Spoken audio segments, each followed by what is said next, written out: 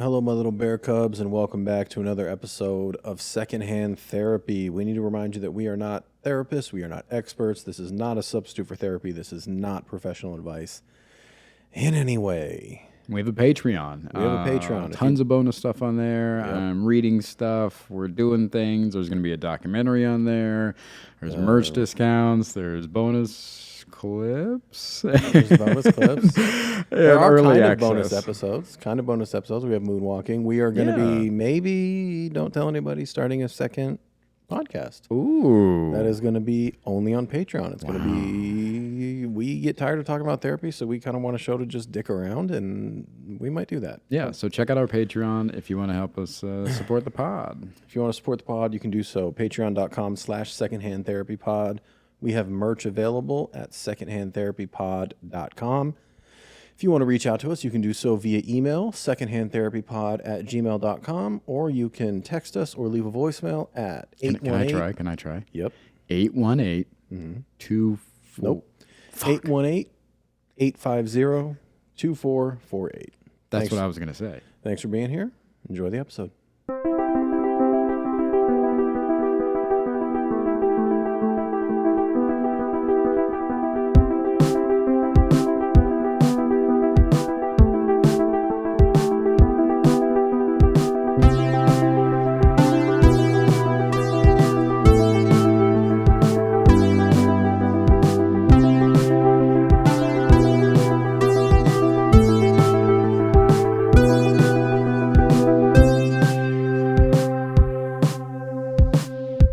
Even if I wanted to go to the gym today, Yeah. I couldn't because today's Tuesday. And I can't go to the gym on a day that I can only go to the gym on Monday, Wednesday, and Friday. This is like your membership or something? Yeah, this is my membership to ADHD. Oh, I have to. Okay. It's a weird permission thing for me when I think about it's like all or nothing thinking is what it boils down to. And a lot of times I get caught up in that where it has to be the ideal situation or I can't fucking do it. Why is the gym ideal Monday, Wednesday, or Friday? Because that's when you're supposed to go. Who? Just people, if you're working out, you pick 3 days a week, and most people go on Monday, Wednesday, Friday, and that's the days that I picked, so that's when I'm going. Those are the only days you can go. That's the only days I can go. So Tuesday, which is today, Yeah. if your mind went, dude, I want to go to the gym today, then what happens? Oh, I suffer. I get in freeze mode, and I go over it and over it and over it about I should go, no, I'll wait, I should go, no, then I can't go tomorrow. And then it's just I get caught up in that executive dysfunction. And Even on your meds? Even on my meds. Because it's a weird thing about, I don't know. It's just it's a permissions thing. I'm not allowing myself, because that's not when you go. Sure it is. I know. It's making me angry. I know. I was talking to my therapist about this, and I've been telling her that I've been trying to go to the beach, right? Mm-hmm. But in my head, again, it's the all or nothing. So I have to have an entire day free to go to the beach, which is not true. No, you don't. Yeah. Exactly. It's not true. Yeah. We also don't live near a beach. Right. So you got to have a few hours. Yeah, it's about an hour away. Yeah. So it'd be 4 or 5 hours out of my day. Yeah. Not a whole day, but not a whole day. A chunk of a day. Big chunk. In your defense, a chunk. So in my head, I'm like, I got to have a whole day free to go to the beach. And then I was telling her about all the things I'd like to do at the beach. You know, I could take a book. There's this. I want to get in the ocean. I want to swim. I haven't swam in the ocean in so long. And she's like, well, let's start working on expectations. And she's like, what if you went to the beach and you weren't able to swim? I was like, I'd still have a good time. And she's like, okay, well, let's just plan on getting to the beach. Let's not plan on swimming. Let's not plan on, all the other things. Let's just get there. And I was like, huh, interesting. So how was the beach? I haven't had a whole day to go. Oh, yeah, that's true. I, going back to the gym thing, she was like, let's set expectations for the gym. Why can't you go on the off days that she's like, I understand, like maybe you're resting your muscles or this or that. You can only work out, like do your routines on Monday, Wednesday, Friday. But she's like, you could still go to the gym. And I was like, yeah, I could go and do cardio or to go to the sauna or like just do whatever, you know, that's not in my routine. And she's like, exactly. So why don't you work on those expectations of just going to the gym knowing that like you're not going to be doing your normal routine, but there are other things that you could be doing that you would enjoy or that would give you a workout or release some of that energy or whatever you want to go to the gym for. So how was the gym today? I didn't want to go to the gym today. Oh. I'm so sore. Okay. I went on a big hike last night and almost jumped over a rattlesnake. And Don't even get me started. I know you and the rattlesnake story. Because can I tell you what the story was? Sure. I saw a rattlesnake. That's the story. That's not fun. That's what happened. Right? Here's the real story. I saw a rattlesnake. I almost got eaten alive by a rattlesnake last night. Yeah, that's how you came in. That's how you came in and said, dog, from the other room. And I went, yo. And you went, I almost got bit by a rattlesnake. Yeah. And immediately I said, did you almost get bit by a rattlesnake? Mm-hmm. Or did you see a rattlesnake? And then you gave me a 6 or 7 minute story about how you saw a rattlesnake. Yeah. Yeah. Yeah. Yeah. I almost got bit. Yeah. Okay. I was going to jump over it. But you didn't. But I didn't. So you saw a rattlesnake is what happened. Sure. Right. See, logically, yes. Yeah. Emotionally. Also, factually, yes. Emotionally, what happened? You saw a rattlesnake? I almost got eaten by a rattlesnake. Jesus Christ. Anyways. Yeah. All or nothing. Mm-hmm. That's what stops me a lot of the times is this ideal reality that I've set, or these expectations that live in the ideal instead of adjusting them to what might really happen. And I know that bleeds over into all aspects of my life.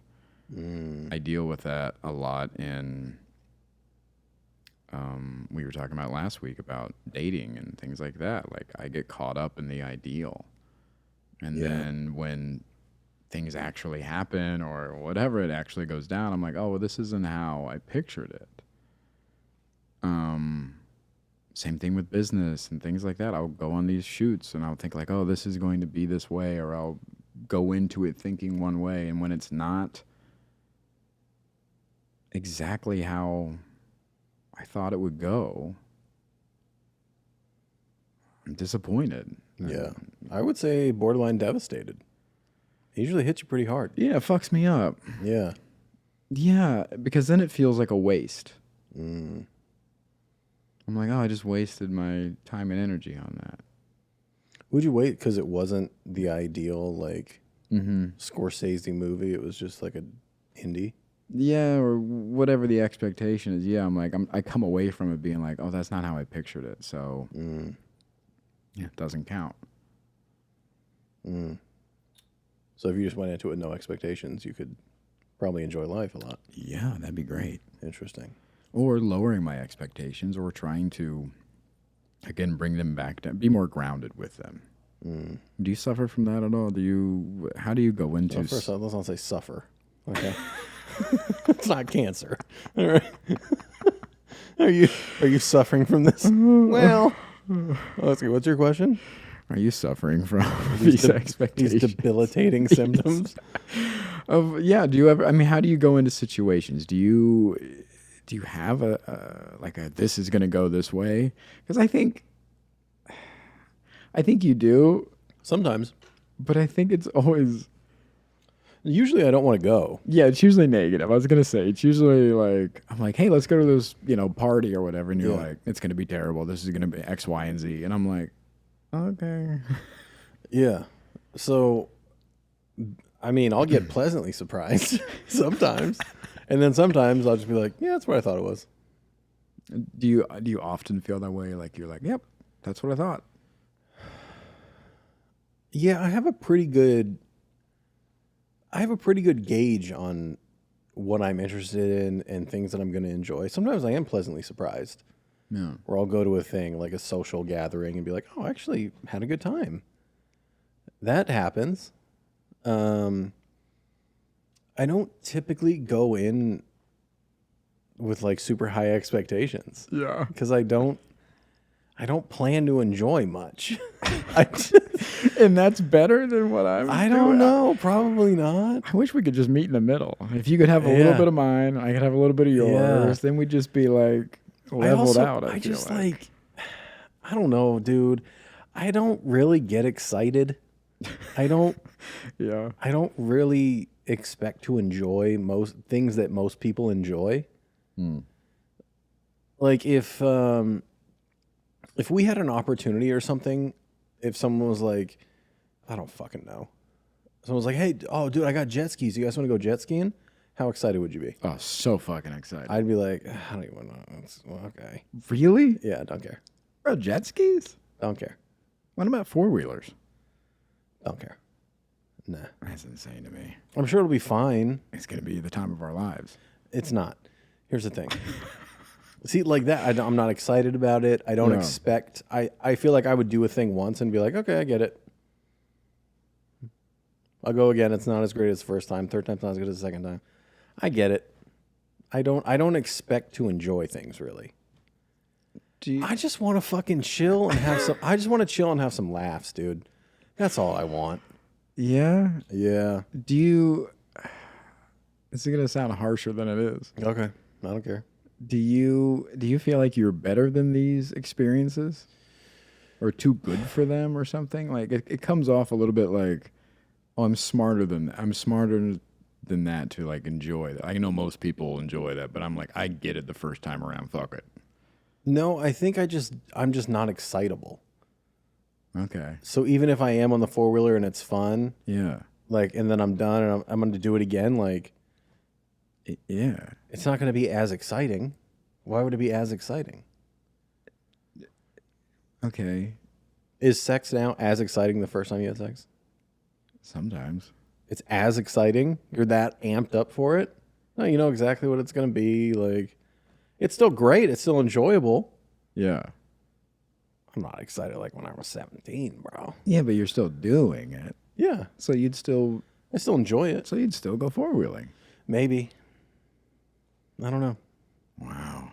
A one and done kind of guy, huh? I don't even know if I do a one, honestly. If I'm being real with you. A none and done kind of guy.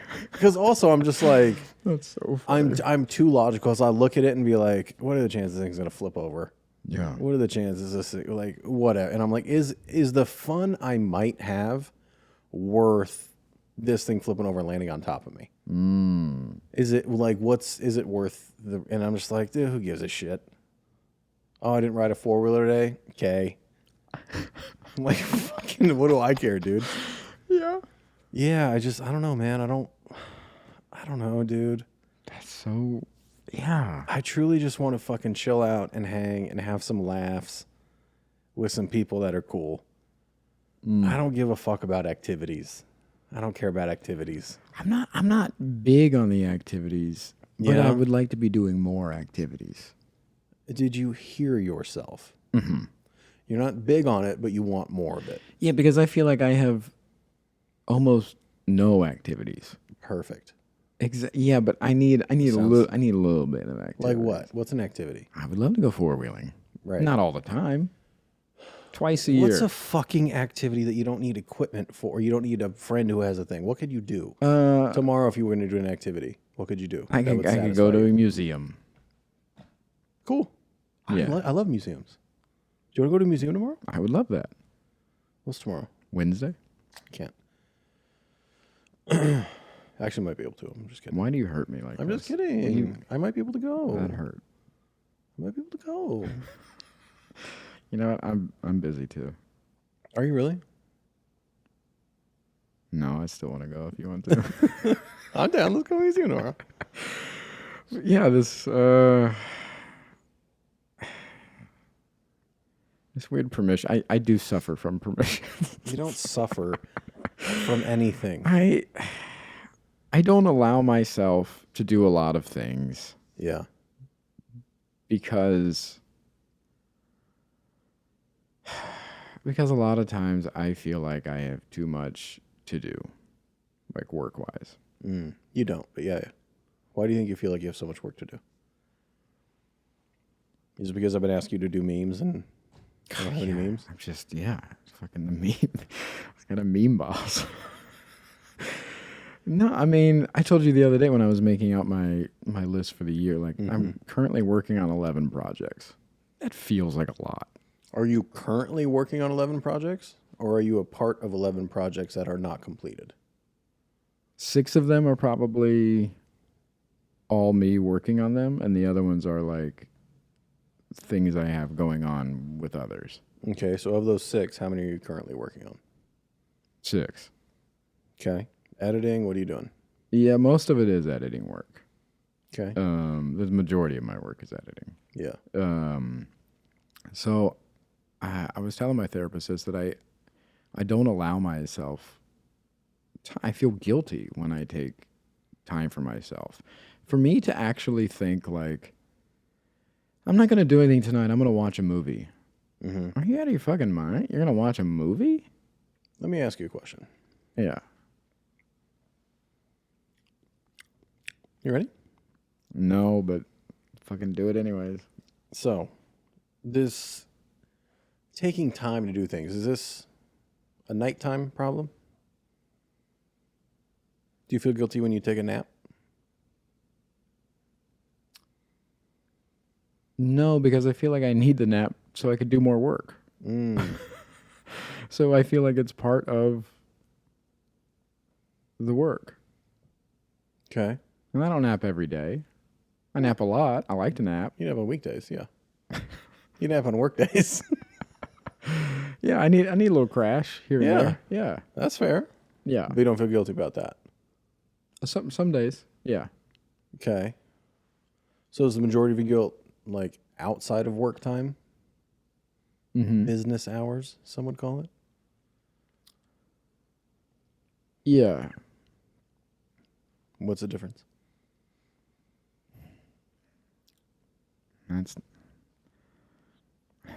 It goes back to the whole like can't go to the gym on Tuesdays things. That's when I'm supposed to be working. Even though I make my own schedule, and do all that stuff. Yeah. Yeah. Have you considered you're your own worst enemy? Have you considered that? Every day I plot against myself. If we were to peel back the layers of this onion, is it possible you're the problem? Hi, it's me. It's me. Yeah, of course. Yeah. Yeah. Now the meds help. Yeah. The meds have helped with daytime work time and also just actually getting things done. That executive dysfunction goes way down when I'm on the meds.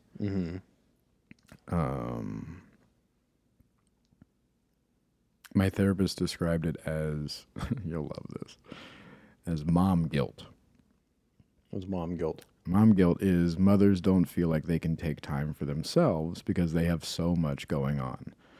So they feel guilty a lot of the times when they rest or take a little bit of time for themselves because there's a lot of people relying on them and they have a lot of things on their plate. So how could they possibly take a moment for themselves? And so, yeah, it's mom guilt.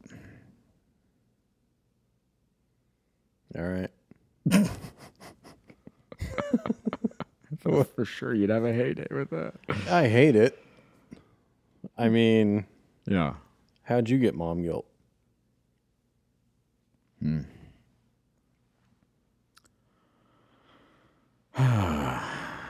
Well, let me tell you. Yeah. Educate me. my value is almost solely based on my productivity. So if I'm not earning my keep, why would you have me around? So what are you and your therapist doing to work on that? That files under self-worth and self-value, which is not tied to productivity. And reminding myself that, and again, setting expectations of those around me, those I work with, setting boundaries with those around me, those I work with, those I care about, so that it frees me up from some of that guilt, and normalizing taking a break when I need it. And also sometimes when I don't need it, just to have a little break, because I can. Yeah. But sometimes when I do that, somebody will come in and be like, do you have any memes? Are you working on memes? And it like really throws me off. Yeah. It makes me feel like shit. Yeah, because earlier that morning you said, "Hey, I'm gonna make some memes today," and then I come out and you're watching porn, and I go, "Hey, are those the memes you were working on?" I wasn't watching porn. I was working on a book. Anyways. He's writing a book, guys. I am writing a book. We have slaved over the cover of this book. Oh my God, we've changed it so many times. Now, did I get credit for the cover design? No. Did I work hours on it? Yes. Is it out yet? No. So It how do you will get be. credit for something that's not out yet? You guys should read it. It's gonna be fine. Yeah. It's a great book. I'm proud of you. Thank you. So it's just again, allowing myself permission to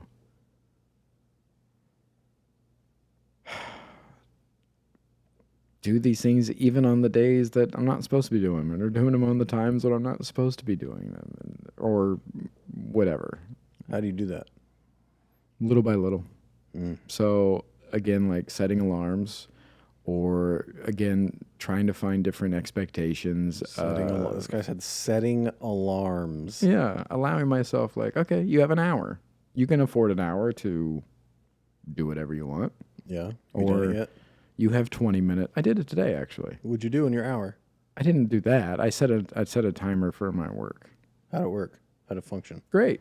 What'd you do when the timer went off? I stopped working. And then what? And then I did some physical things around the house. I like to mix up my day with mental and computer things, and then get up and do something physical. Some chores and stuff. Yeah. So yeah, it's just about kind of like allowing myself, again, giving myself those permissions, and then little by little setting those expectations. Like, just go to the beach. It doesn't matter if you go to the beach and read for 2 hours. It doesn't matter if you go to the beach and swim and get in the ocean. None of that matters. You just got to get there. Yeah. And I've been doing that with hiking a lot, where I'm like, I don't know if I have time. Hey, just go.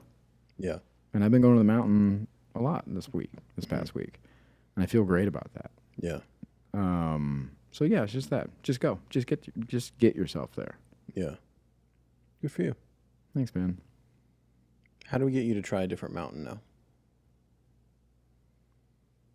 Why do you always want to switch things up with me? I like my mountain. Well, it was only Griffith for a while. Yeah, I like Griffith. And then you tried this one, and now it's only this. I'm like, what if we mixed it up a little? Yeah, you know what? That just takes a little bit of planning. I usually just go to this one because, again, I'm just trying to get there, and it's close, and it's there, and I'm going somewhere different would take more planning, and I don't have the brain space for that right now. Like just finding a different one. Finding a different one, and then going a little earlier and planning that, and like all the things that go with that. Yeah, I don't have the fucking. I'm burnt out right now.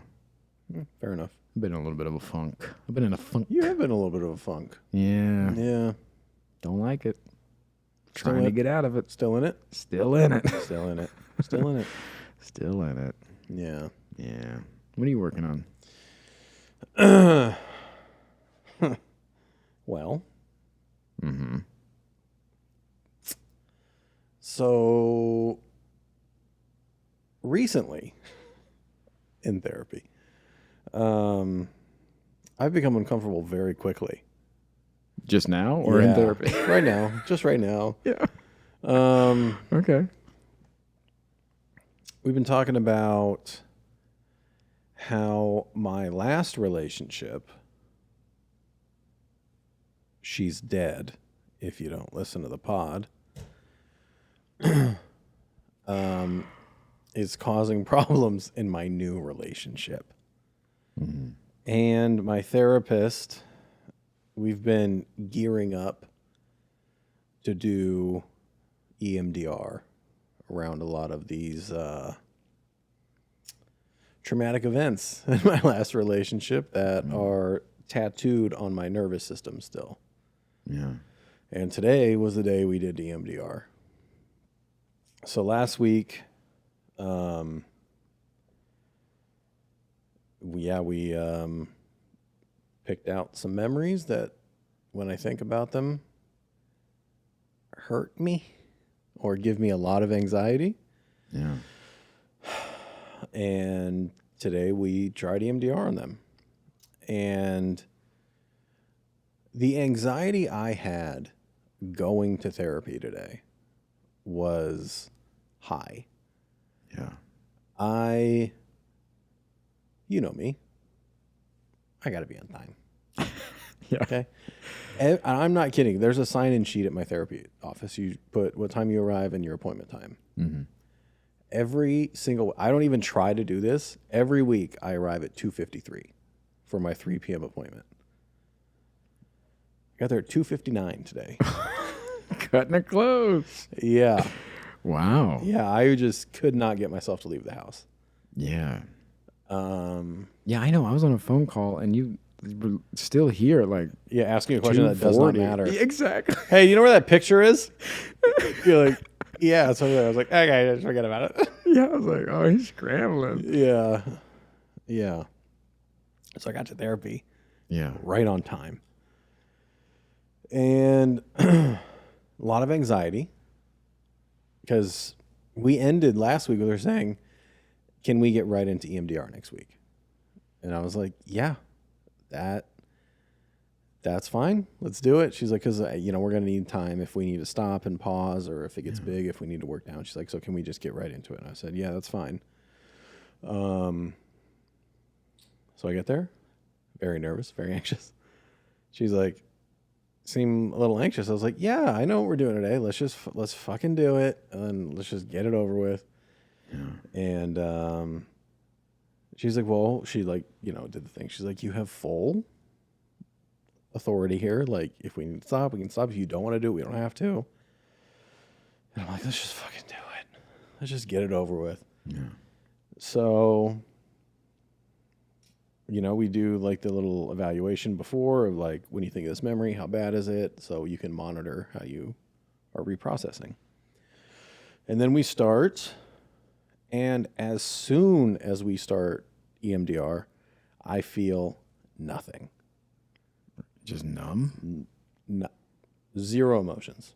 I go from on the cusp of a panic attack to perfectly calm. Really? Yeah. So we're sitting there. I got my eyes closed. She's tapping on my knees because I can't do the eye movement because of my contacts and I have the eye condition, whatever. Yeah. And we're doing it, she's like, think of the memory, think of the feelings, and then every like 30 seconds she'll stop and like, okay, what came up? I'm like, nothing. She's like, do you still have that anxiety in your chest? I was like, no, I don't feel anything. So then we spent probably the next 20 minutes doing exercises to see if we could get whatever protectors of mine as I'm doing parts work to step aside so I could actually process and feel what was going on. Yeah. And it took a while. Really? Buddy, could not. I'm thinking about this horrific memory in my head. Zero anxiety, no tears welling up, nothing. I'm just like, yeah, that was a weird time. Just stone-faced. So then we're yeah, we're basically like focusing on that, like that numbness or the white sound kind of, and trying to get it to step aside. Yeah. And eventually I was able to like find that anxiety again, just like a pinch of it. I could just barely feel it in my chest. And I was like, okay, I think I got a little. Because I'm like I don't want to do this for the next 4 sessions. Like, let's get this the fuck over with. Yeah. So when you're searching for those emotions, what is that? What are you physically doing, or what are you mentally doing when you're looking for that? I'm either sitting there with my eyes closed or I'm just staring at the wall and I'm thinking of the memory and how it makes me feel now. Because thinking about it on my drive over there, almost having a panic attack. Thinking about it in the room, nothing. Yeah. So something in me put this wall up of, we are not feeling this. Yeah. How do you talk those projectors down then? Does she help you with that, or Yeah. does it you? Okay. All right. Yeah, we do basically kind of the same EMDR things, where she'll tap on my knees and I focus on that numbness and trying to talk to those parts and just like asking them, like, can you just trust me and step aside and everything's going to be okay? And we do that, and little by little it comes back. And then we had to, like, when I was able to find that anxiety again, we would literally sit there and I would just close my eyes and feel that feeling for 5 seconds and see if I could keep it. And I did. Kept it for 5 seconds, felt the anxiety. She's like, okay, let's try 10. I was like, okay. And when I tell you I felt like my chest was going to explode, did not like it. Wow. We did 10 and I was like, oh no, it's happening. And she goes, and that's 10. And I opened my eyes and instantly gone. Just right back down. Really? Yeah. Like my body was just like, nah, not doing that. Wow. Yeah. And I was like, I had it for 10 and I was like, it felt like it was going to erupt. And she's like, okay, let's see if we can find it again. And we found it and I was able to hold on to it for like 20 seconds. But after that 10, when it felt like it was going to explode, I felt like I had to like grasp onto it. Like I would find this little bit of anxiety and I would have to like hold it to be able to feel it. My God. And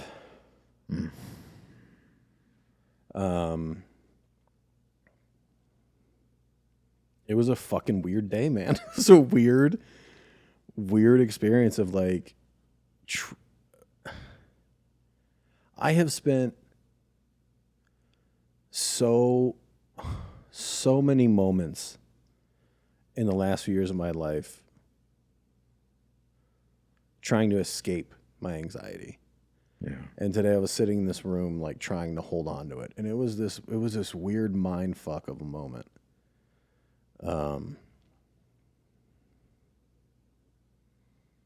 Yeah, and all I wanted to do was just like not be a person who couldn't feel something.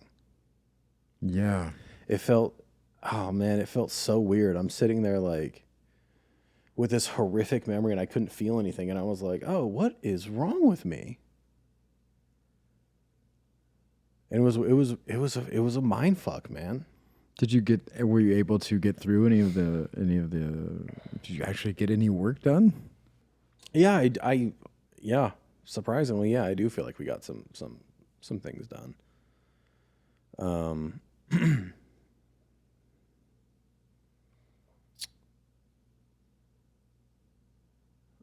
I've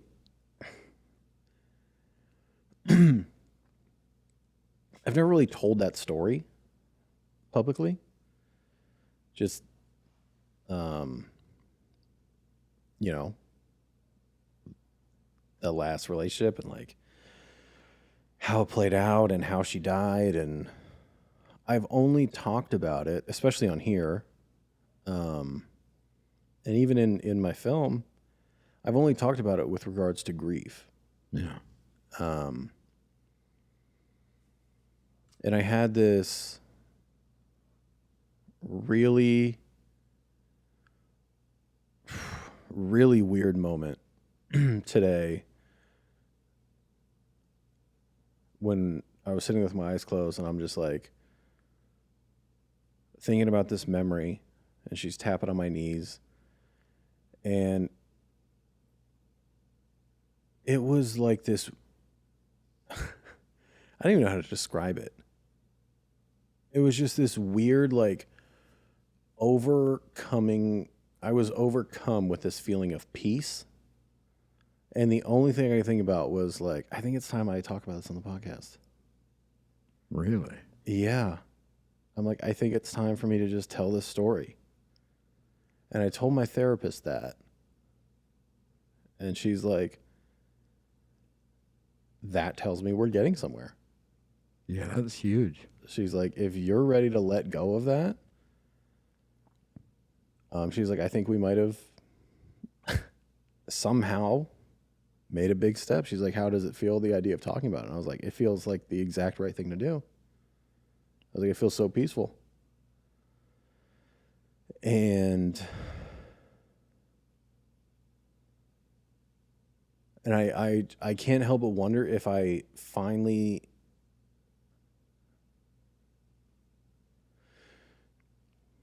I don't know, talk about this openly. Yeah, is it acceptance? I mean, what is the... I just wonder if it'll free me up in therapy. Because there are only people close to me know that story and know.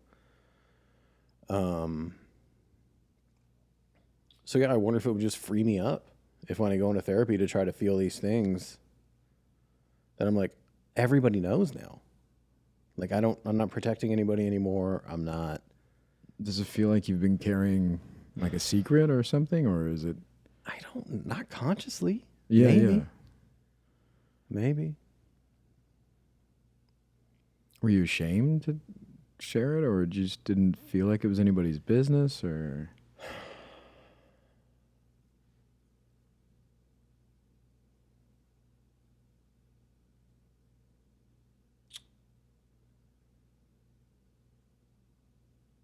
I don't know.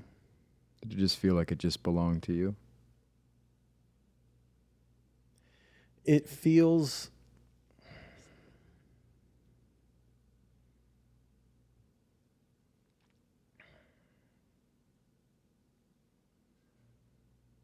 It feels like. Honestly, my thing is, I think I'm still protecting her. Yeah, I was just gonna. And I think it's that. And I think when I look back on a lot of things that happen, I feel so dumb. And I'm embarrassed. Embarrassment. Yeah. So.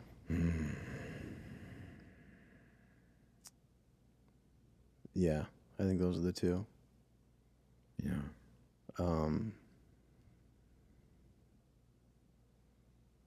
Yeah.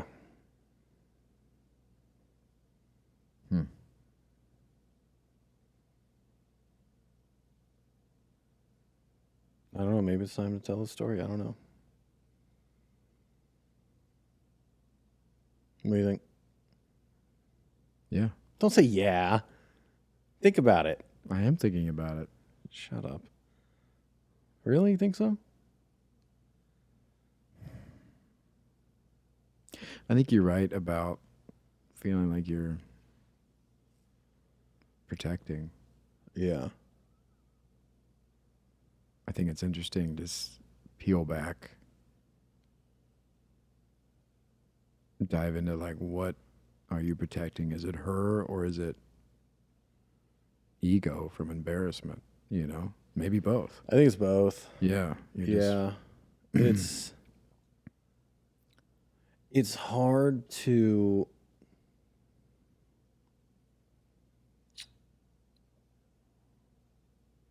I don't know. I think it's just the idea of like.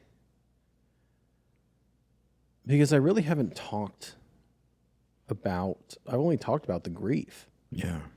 And this is going to be all the horrific shit. And that's the picture that's going to be painted of her. And that feels unfair. But also, it's true. Also, it doesn't have to be. You're the fucking storyteller. You're the narrator. So it doesn't have to be all of the negative stuff. You can share some of the good stuff too. Yeah. You know. And I think anybody who's been in a relationship knows that it's not all good and it's not all bad. There are, even in horrific relationships, there's moments, or else there wouldn't be a relationship. Yeah. I don't know, man. Yeah. Maybe we'll talk about it next week.